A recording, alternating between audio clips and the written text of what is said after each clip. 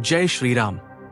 प्रिय श्रोतागण, साधक भाइयों और बहनों, आज हम सब एक ऐसे रहस्य को जानने बैठे हैं जिसे समझ लेना जीवन का सबसे बड़ा वरदान है। वो रहस्य है मन को जीतने का मार्ग। ये भाग आप मधुर आवाज में बोल सकते हैं, हे प्रभु, हमें ऐसा मन दीजिए जो आपके स्मरण में रम जाए। हमें ऐसा हृदय दीजिए जिसमें केवल आपकी कृपा बसी रहे, और हमें ऐसा जीवन दीजिए जो सेवा और भक्ति में व्यतीत हो। सब मिलकर कहिए, हरे राम राम राम हरे हरे, हरे कृष्ण कृष्ण कृष्ण हरे हरे। शास्त्र कहते हैं, मन एव मनुष्याणा कारणा बंध मोक्षयों अमृत बिंदु उपनिषद, यानी मनुष्य का बंधन भी मन से होता है और मुक्ति भी मन से ही मिलती है। अगर मन संसार में फंसा है तो जीवन दुखमय है, अगर मन भगवान में स्थिर है तो जीवन आनंदमय है। अब आप ही सोचिए, आपने कितनी बार मन से वादा किया होगा, कल से पढ़ाई अच्छे से करूंगा, कल से रोज जप करूंगा, कल से क्रोध नहीं करूंगा। लेकिन हुआ क्या? मन ने पलटी खा ली। कभी आपको टीवी की तरफ खींच लिया, कभी मोबाइल की तरफ, कभी सोने की तरफ। यही तो मन की चंचलता है। मन कभी स्थिर नहीं रहता, एक क्षण में हंसाता है, दूसरे ही क्षण रुला देता है। अब प्रश्न उठता है, ये मन है क्या? प्रेमानंद जी महाराज कहते हैं, मन शरीर नहीं है, मन आत्मा भी नहीं है। मन एक बीच का माध्यम है जो या तो हमें भगवान की तरफ जोड़ देता है या फिर विषय विकारों की तरफ खींच ले जाता है। शरीर कहता है, आराम करो, खाओ, भोग करो। आत्मा कहती है, प्रभु का स्मरण करो, भक्ति में रहो। और मन कभी इधर भागता है, कभी उधर भागता है। शास्त्रों में मन को बंदर से तुलना की गई है। बंदर स्वभाव से चंचल होता है, एक डाल से दूसरी डाल, एक जगह से दूसरी जगह। वैसा ही मन है, एक पल भगवान, अगले पल विषय, एक पल शांति, अगले पल चिंता। अगर इस बंदर को रस्सी से बांध दिया जाए तो वो स्थिर हो जाएगा, और वो रस्सी है भगवान का नाम। महाभारत में अर्जुन ने श्री कृष्ण से कहा, हे केशव, ये मन तो बड़ा चंचल है, ये वायु की तरह है, इसे रोकना असंभव लगता है। भगवान श्री कृष्ण ने उत्तर दिया, हाँ अर्जुन, मन कठिन है, लेकिन अभ्यास और वैराग्य से इसे जीता जा सकता है। यही बात प्रेमानंद जी महाराज भी कहते हैं। मन को जीतने का रहस्य है अभ्यास और वैराग्य। तुलसीदास जी कहते हैं, मन अनुज सरिस सहज चंचल। मन छोटा भाई जैसा है, जैसे छोटा भाई इधर उधर भागता है, वैसे ही मन भी भागता है। अगर बड़े भाई बुद्धि उसे सही राह दिखाए तो वो संभल जाता है। कबीरदास जी कहते हैं, मन के मते न चलिए, मन के मते अनेक। जो मन के मते चले वो नर डूबे एक। यानी मन की बातों पर मत चलो, मन तो आपको बार बार भटकाएगा। जो मन की बात मानते हैं वे डूब जाते हैं। आज का युग देखिए, कितने लोग कहते हैं, बस 5 मिनट मोबाइल देखता हूं, लेकिन वही 5 मिनट घंटा बन जाता है। ये मन का छल है। मन कहता है थोड़ा सा, लेकिन धीरे धीरे उसी थोड़ा से आदत बन जाती है।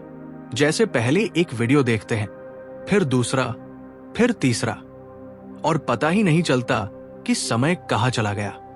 एक बार एक साधक ने सोचा, आज मैं ध्यान में बैठूंगा और 2 घंटे जपूंगा। वो बैठा, आंखें बंद की, लेकिन कुछ ही देर में मन कहने लगा, आज बहुत गर्मी है। थोड़ी देर बाद कल का काम रह गया। फिर थोड़ा पानी पीकर आते हैं, और देखते देखते जब का समय खत्म हो गया। यही मन का खेल है। साधक जीतना चाहता है, लेकिन मन बार बार धोखा देता है। अब मैं आप सबसे पूछता हूं, क्या आपके साथ भी ऐसा होता है कि जब आप भजन करने बैठते हैं तो अचानक पुरानी बातें, चिंता या मोबाइल की याद आ जाती है? अगर हां, तो आप अकेले नहीं हैं। ये सबके साथ होता है। मन का स्वभाव ही ऐसा है, लेकिन साधक वही है जो इस चंचल मन को बार बार पकड़कर प्रभु में लगाता है। मैं आपको अभी एक छोटा सा प्रयोग करवाता हूं। आप अपनी आंखें बंद करिए और सिर्फ 30 सेकंड के लिए राम नाम जपिए। अब देखिए, क्या आपका मन 30 सेकंड तक राम में लगा रहा या बीच बीच में इधर उधर चला गया? यही प्रमाण है कि मन कितना चंचल है। लेकिन घबराइए मत। जितनी बार मन भागे उतनी बार वापस खींच लीजिए। यही साधना है। तो आज हमने समझा मन का असली स्वरूप क्या है, ये क्यों चंचल है, शास्त्र, संत और महापुरुष मन के बारे में क्या कहते हैं, और हमने अपने जीवन में मन के छल को पहचानने का प्रयास किया। अगली कड़ी में हम जानेंगे मन की अवस्थाएं और उसके छल। मन हमें कैसे धोखा देता है और इसे पहचानने के उपाय क्या है। सब मिलकर कहिए, हरे राम राम राम हरे हरे, हरे कृष्ण कृष्ण कृष्ण हरे हरे। जय श्री राम। पिछले सत्र में हमने मन का स्वरूप जाना कि मन चंचल है, बंदर के समान है और अभ्यास वैराग्य से इसे जीता जा सकता है। अब हम आगे बढ़ेंगे। हम समझेंगे मन की अवस्थाएं क्या है और मन हमें किस प्रकार छलता है। शास्त्र और संत बताते हैं कि मन की मुख्य 3 अवस्थाएं होती है। मलिन मन, इम्प्योर माइंड, विक्षिप्त मन, डिस्ट्रैक्टेड माइंड, एकाग्र मन, फोकस्ड प्योर माइंड। एक मलिन मन, जब मन गंदगी से भरा हो। मलिन मन वो है जो लोभ, वासना, क्रोध, ईर्ष्या से भरा हो। ये मन हमेशा कहता है, कैसे ज्यादा धन कमाऊं, कैसे दूसरे को पीछे छोड़ दूं, कैसे भोग भोगूं। ऐसा मन भगवान की ओर जा ही नहीं सकता। कथा अजामिल। भागवत पुराण में अजामिल नाम का एक ब्राह्मण था। वो बचपन में बड़ा भक्त था, लेकिन धीरे धीरे उसका मन मलिन हो गया। वो विषयों में फंस गया और पूरा जीवन पाप में निकाल दिया। लेकिन अंत समय जब उसने अपने पुत्र को पुकारा नारायण, तो भगवान ने उसे बचा लिया।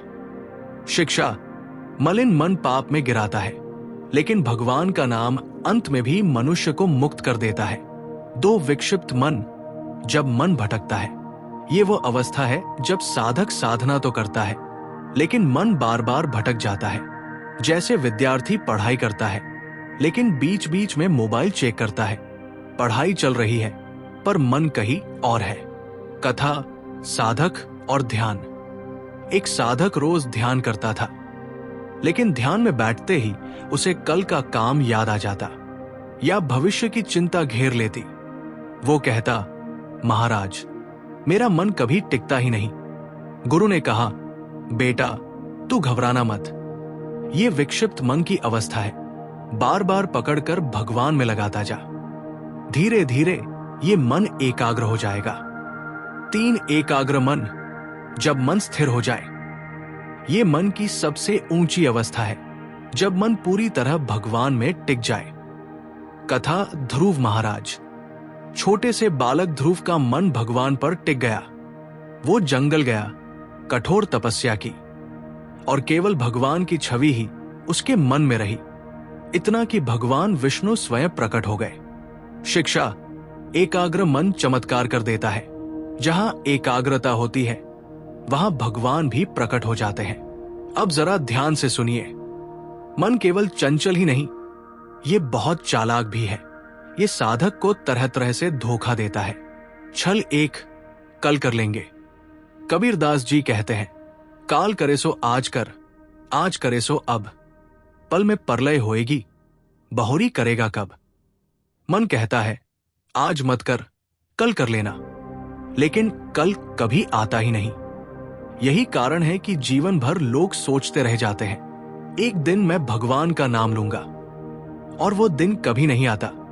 छल दो, थोड़ा ही देख लो। मन कहता है, बस 5 मिनट मोबाइल देख लो, बस एक फिल्म देख लो, बस एक बार गुस्सा निकाल लो, लेकिन वही थोड़ा धीरे धीरे आदत बन जाता है। छल 3, तुलना और ईर्ष्या। मन बार बार कहता है, देख दूसरों के पास कितना है, तू तो गरीब है, तेरे पास कुछ नहीं, और हम दुखी हो जाते हैं। लेकिन सच ये है, मनुष्य को जितना मिला है वो उसके पिछले कर्म और भगवान की कृपा से ही है। ईर्ष्या करने से कुछ नहीं बदलता। छल चार समय नहीं है। मन कहता है भजन के लिए समय कहाँ है, काम बहुत है, जिम्मेदारियां बहुत है। लेकिन वही मन टीवी देखने, मोबाइल चलाने या गपशप करने में घंटों निकाल देता है। इसका मतलब है समय की कमी नहीं है, भक्ति की प्राथमिकता की कमी है। प्रेमानंद जी महाराज कहते हैं मन आपको बहाने देगा, लेकिन साधक को मन को आदेश देना चाहिए। मन आपका सेवक है, मालिक नहीं। अगर आप मन के पीछे चलेंगे तो वो आपको गिरा देगा, लेकिन अगर आप मन को अपने पीछे चलाएंगे तो वो भगवान तक पहुंचा देगा। आजकल स्टूडेंट्स कहते हैं एग्जाम पास करना है, लेकिन पढ़ने का मन नहीं करता। असल में मन उन्हें डिस्ट्रैक्ट करता है। मोबाइल, सोशल मीडिया, गेम्स, ये सब मन को खींचते हैं। लेकिन जिसने मन को काबू में कर लिया वही टॉपर बनता है, वही सफल होता है। जैसे सांसारिक सफलता के लिए मन को जीतना जरूरी है, वैसे ही आध्यात्मिक सफलता के लिए भी। अब मैं आपसे पूछता हूं, क्या आपके साथ कभी ऐसा हुआ है कि आपने सोचा आज लंबा भजन करूंगा, लेकिन मन ने बहाने बना दिए? अगर हां, तो कमेंट में लिखिए मेरा मन भी मुझे बहकाता है। इससे आपको लगेगा कि आप अकेले नहीं हैं। सभी साधकों को मन छलता है, लेकिन जीत उसी की होती है जो हार नहीं मानता। अभी एक एक्सपेरिमेंट कीजिए। 1 मिनट के लिए बैठ जाइए, आंखें बंद कीजिए और राम राम राम जपिए। अब देखिए मन कितनी बार डिस्ट्रैक्ट हुआ, कितनी बार दूसरी बातें आई। यही प्रमाण है कि मन कैसे छल करता है। लेकिन डरिए मत, हर बार मन को पकड़कर भगवान के नाम में लगाइए। यही साधना है। तो हमने समझा मन की अवस्थाएं मलिन, विक्षिप्त, एकाग्र। मन के छल कल करेंगे, थोड़ा ही देख लो, तुलना समय नहीं है। और यह भी कि साधक को मन को आदेश देना चाहिए, बहाने नहीं मानने चाहिए। अब अगली कड़ी में हम जानेंगे मन को जीतने के व्यावहारिक उपाय। नाम जप, सत्संग और सेवा, ये 3 कैसे मन को बांधते हैं और जीतने में मदद करते हैं। सब मिलकर कहिए हरे राम राम राम हरे हरे, हरे कृष्ण कृष्ण कृष्ण हरे हरे। जय श्री राम। हमारे पिछले भागों में हमने समझा कि मन हमारी साधना की सबसे बड़ी परीक्षा है। ये मन कभी स्थिर नहीं रहता, कभी सुख के पीछे भागता है, कभी दुख से घबराकर निराश हो जाता है, कभी कामनाओं में उलझ जाता है। संत प्रेमानंद जी महाराज कहते हैं मन को जीतना ही सबसे बड़ी साधना है। अगर मन जीत लिया तो संसार अपने आप जीत लिया। अब प्रश्न है मन को जीते कैसे? महाराज जी 3 मुख्य उपाय बताते हैं। नाम जप की शक्ति, सत्संग का अमृत, सेवा और साधना का मार्ग। और इन तीनों के साथ हम एक विशेष कथा भी सुनेंगे, गजेंद्र मोक्ष, जो हमें सिखाती है कि आखिर मन को भगवान के चरणों में कैसे समर्पित करना चाहिए। उपाय 1, नाम जप की शक्ति। प्रेमानंद जी महाराज कहते हैं राम नाम से बढ़कर कोई साधन नहीं। राम नाम वो संजीवनी बूटी है जो मन को तुरंत स्थिर कर देती है। नाम जप क्यों? देखिए, हमारा मन लगातार विचार करता रहता है। जैसे बंदर एक डाल से दूसरी डाल पर कूदता है, वैसे ही मन एक विचार से दूसरे विचार पर छलांग लगाता रहता है। अगर हम मन को बिना दिशा दिए छोड़ दें तो वो विषयों की गली में भाग जाएगा, लेकिन अगर हम उसे राम नाम में लगा दें तो वही मन साधना का साथी बन जाएगा। कथा साधु और क्रोध। एक बार एक साधु महाराज प्रेमानंद जी के पास आए। उन्होंने कहा, गुरुदेव, मेरा मन बहुत क्रोध करता है, मैं चाहता हूं कि क्रोध से छुटकारा मिले। महाराज मुस्कुराए और बोले, जब भी क्रोध आए तुम बैठकर 108 बार राम नाम का जप करना, और ये नियम 40 दिन तक करना। साधु ने ऐसा ही किया। पहले दिन बहुत कठिन लगा, दूसरे दिन मन ने बहाने बनाए, लेकिन उन्होंने नियम नहीं तोड़ा। धीरे धीरे हुआ ये कि जहां पहले साधु तुरंत भड़क जाते थे, वही अब जैसे ही क्रोध उठता, राम नाम उन्हें शांत कर देता। 40 दिन के बाद वे साधु इतने संयमी हो गए कि लोग कहने लगे, अब तो ये साधु मानो शांति की मूर्ति है। यही है नामजप की शक्ति। आपके लिए प्रयोग। अगर आपका मन बेचैन हो, क्रोध आए, चिंता हो या व्याकुलता हो, तो रोज सुबह और रात को कम से कम 108 बार राम नाम, कृष्ण नाम या अपने इष्ट का नाम जप कीजिए। आप देखेंगे कि मन धीरे धीरे शांति को अनुभव करने लगेगा। उपाय 2, सत्संग का अमृत। महाराज जी कहते हैं, जैसा संग वैसा रंग। मन जिस संग में रहेगा उसी रंग में रंग जाएगा। क्यों जरूरी है सत्संग? अगर मन नकारात्मक संग में रहेगा तो उसमें लोभ, क्रोध, मोह बढ़ेंगे। अगर मन सत्संग में बैठेगा तो उसमें शांति, श्रद्धा और भक्ति आएगी। सत्संग वो आईना है जो हमें बार बार याद दिलाता है कि हम कौन हैं और हमें कहाँ जाना है। उदाहरण, युवक की बदलती आदत। एक युवक रोज घंटों सोशल मीडिया और वीडियो गेम में समय गंवाता था। धीरे धीरे उसकी पढ़ाई बिगड़ गई, उसका मन चिड़चिड़ा हो गया और उसका आत्मविश्वास भी खो गया। फिर उसने एक साधु की सलाह मानी और रोज आधा घंटा सत्संग सुनने लगा। शुरुआत में मन इधर उधर भागता था, लेकिन धीरे धीरे वो वाणी उसे गहराई से छूने लगी। कुछ ही महीनों में उसकी आदतें बदल गई, उसके विचार सकारात्मक हो गए और लोगों ने कहा, अब तुम पहले जैसे नहीं रहे, अब तुम्हारे चेहरे पर अलग ही शांति है। यही है सत्संग का अमृत। आपके लिए प्रयोग। कम से कम रोज 15 मिनट या तो किसी संत की वाणी सुने या भागवत, रामचरितमानस, गीता पढ़े या फिर किसी सत्संग सभा में शामिल हो। आप देखेंगे कि धीरे धीरे आपका मन वैसा ही बनने लगेगा। उपाय 3, सेवा और साधना। महाराज कहते हैं, खाली मन हमेशा शैतान का घर होता है। अगर मन को नियंत्रित करना है तो उसे सेवा में लगाना जरूरी है। सेवा क्यों? जब हम सेवा करते हैं, मन को सकारात्मक काम मिलता है, अहंकार टूटता है और मन में नम्रता आती है। सेवा करने से मन बाहर की भागदौड़ से हटकर भीतर की शांति का अनुभव करने लगता है। कथा, साधक और बर्तन धोना। एक साधक ने महाराज जी से कहा, गुरुदेव, मेरा मन बहुत भागता है। जब मैं ध्यान करता हूं तो मन बार बार भटक जाता है। महाराज जी ने कहा, बेटा, आश्रम में आकर बर्तन धो, झाड़ू लगाओ, सफाई करो, मन को व्यस्त रखो। जब मन सेवा में लगेगा तो बुरी आदतें अपने आप छूट जाएंगी।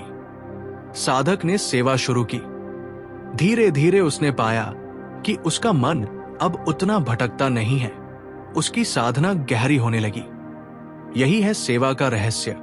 आपके लिए प्रयोग। रोज घर में या मंदिर में कुछ न कुछ सेवा करें। ये सेवा छोटी हो सकती है, जैसे बर्तन धोना, सफाई करना, दीपक जलाना या किसी की मदद करना। सेवा करते समय मन को भगवान के नाम में लगाए। विशेष कथा गजेंद्र मोक्ष। भागवत पुराण की प्रसिद्ध कथा है गजेंद्र मोक्ष। हाथी गजेंद्र सरोवर में स्नान करने गया। वो आनंद ले ही रहा था कि अचानक एक मगरमच्छ ने उसके पैर पकड़ लिए। गजेंद्र ने पूरी ताकत लगा दी। वो हाथी था, बलवान था। उसने बार बार कोशिश की, लेकिन मगरमच्छ नहीं छूटा। दिन बीतते गए, गजेंद्र थक गया, ताकत जवाब दे गई। तब गजेंद्र ने हाथ उठाकर पुकारा, नारायण, मेरी रक्षा करो। उसी क्षण भगवान प्रकट हुए और अपने सुदर्शन चक्र से मगरमच्छ को काट दिया, गजेंद्र को मुक्त कर दिया। ये कथा हमें सिखाती है, जब मन संसार के मगरमच्छ में फंस जाए, जब चाहे जितना प्रयास करो और मन न छूटे, तब बस एक उपाय है, भगवान को पुकारो। प्रेमानंद जी महाराज कहते हैं, मन को जीतने का रहस्य यही है कि अंततः उसे भगवान को अर्पित कर दो। भगवान से जुड़ते ही मन के सारे बंधन टूट जाते हैं। अब मैं आपसे पूछना चाहता हूं, आपके जीवन में कौन सा उपाय आपके लिए सबसे ज्यादा उपयोगी है? नाम जप, सत्संग या सेवा? आप कमेंट में लिखिए। आपके उत्तर औरों को प्रेरित करेंगे कि कौन सा उपाय अपनाया जाए। अगर आप सचमुच मन को जीतना चाहते हैं तो आज से ये छोटा प्रयोग कीजिए। सुबह उठते ही 5 मिनट नाम जप, दिन में कम से कम 15 मिनट सत्संग सुनना, रोज कोई न कोई सेवा का काम करना। ये 3 चीजें अगर आपने शुरू कर दी तो आप देखेंगे कि आपका मन धीरे धीरे नियंत्रित होने लगेगा, आपके विचार शुद्ध होंगे और आपका जीवन शांत और आनंदमय हो जाएगा। तो प्रिय श्रोतागण, आज हमने गहराई से समझा कि नाम जप मन को शांत करता है, सत्संग मन को शुद्ध करता है, सेवा मन को व्यस्त और विनम्र बनाती है और गजेंद्र मोक्ष की कथा हमें सिखाती है कि अंततः भगवान का सहारा ही सबसे बड़ा उपाय है। अगले भाग में हम सुनेंगे मन की शक्ति को सकारात्मक रूप में कैसे उपयोग करें, एक गहरी संत कथा और कुछ व्यावहारिक सुझाव जिससे हर साधक रोज रोज मन को मजबूत बना सके। अब तक हमने समझा कि मन चंचल है, मन छल करता है और मन साधक के लिए सबसे बड़ी चुनौती है। लेकिन संत प्रेमानंद जी महाराज ये भी कहते हैं, मन शत्रु भी है और मित्र भी। अगर मन को भगवान की ओर मोड़ दिया जाए तो यही मन परम साधक बन जाता है। तो आज हम 3 बातों पर गहराई से चर्चा करेंगे। मन की शक्ति का सकारात्मक उपयोग कैसे करें, एक गहरी संत कथा जो हमें प्रेरित करे, कुछ व्यावहारिक उपाय जिन्हें हर साधक अपने जीवन में तुरंत लागू कर सके। हम अक्सर कहते हैं, मेरा मन नहीं लगता, मेरा मन भागता है। लेकिन कभी हमने सोचा है कि मन को अगर एक दिशा दे दी जाए तो वही मन हमें कितना ऊपर उठा सकता है? मन वो शक्ति है जो हमें बांध भी सकती है और मुक्त भी कर सकती है। उदाहरण, नदी की धारा। सोचिए, एक नदी की धारा को अगर उसे खुला छोड़ दिया जाए तो वो गावशहर डुबो सकती है। लेकिन अगर उसी धारा को बांधकर सही दिशा देकर उस पर टरबाइन लगाया जाए तो वही नदी बिजली पैदा कर देती है। बिल्कुल यही हाल मन का है। अगर मन को नियंत्रण में नहीं रखा तो वो हमें डुबा देगा। लेकिन अगर मन को भगवान की ओर मोड़ दिया तो वही मन साधना का स्रोत बन जाएगा। मन की सकारात्मक दिशा 3 स्तर। विचार स्तर पर नकारात्मक विचारों की जगह सकारात्मक विचार लाना, जैसे मैं असफल हूं की जगह भगवान मेरे साथ है, मैं प्रयासरत हूं।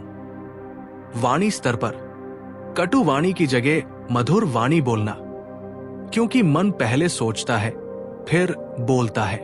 जब वाणी बदलती है तो वातावरण भी बदलता है। व्यवहार स्तर पर आलस्य, क्रोध, लोभ की जगह सेवा, भक्ति और करुणा। जब मन को सही व्यवहार में लगाया जाता है तो जीवन अपने आप बदल जाता है। यही मन की शक्ति का सही उपयोग है। गहरी संत कथा तुलसीदास जी और मन की साधना। आप सबने तुलसीदास जी का नाम सुना होगा। उन्होंने रामचरितमानस जैसा महाकाव्य लिखा। लेकिन तुलसीदास जी हमेशा ऐसे नहीं थे। कथा तुलसीदास जी का पहले का नाम था राम बोला। वे अपनी पत्नी रत्नावली पर अत्यधिक आसक्त थे।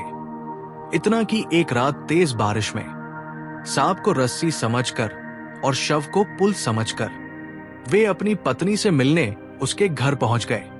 पत्नी ने यह देखकर कहा, इतना प्रेम अगर राम से किया होता तो अब तक भगवान से मिल चुके होते। इस वाक्य ने तुलसीदास जी के जीवन को बदल दिया। उन्होंने तुरंत निर्णय लिया, अब ये मन संसार में नहीं लगेगा, अब ये मन केवल भगवान राम में लगेगा। तब से तुलसीदास जी का मन बदल गया। उन्होंने अपने मन को साधना, नाम जप और भक्ति में समर्पित कर दिया। परिणाम ये हुआ कि आज पूरी दुनिया उन्हें तुलसीदास के नाम से जानती है। ये कथा हमें सिखाती है, मन की शक्ति का उपयोग जिस दिशा में करेंगे जीवन वैसा ही बन जाएगा। अगर मन विषयों में लगेगा तो पतन होगा, अगर मन भगवान में लगेगा तो उत्थान होगा। व्यावहारिक उपाय मन को कैसे साधें? अब प्रश्न है, हम अपने जीवन में क्या करें? प्रेमानंद जी महाराज और अन्य संत हमें कई छोटे छोटे प्रयोग बताते हैं। 1. सुबह की साधना। सुबह उठते ही पहला विचार भगवान का होना चाहिए। उठते ही मोबाइल मत उठाइए, उठते ही राम नाम जपिए। यह छोटा प्रयोग पूरे दिन को बदल देगा। 2. दिन में विराम साधना। दिन भर भागदौड़ रहती है, लेकिन दिन में 5 मिनट के लिए रुक जाइए, आंखें बंद करिए और केवल नाम जप कीजिए। यह विराम आपके मन को संतुलित करेगा।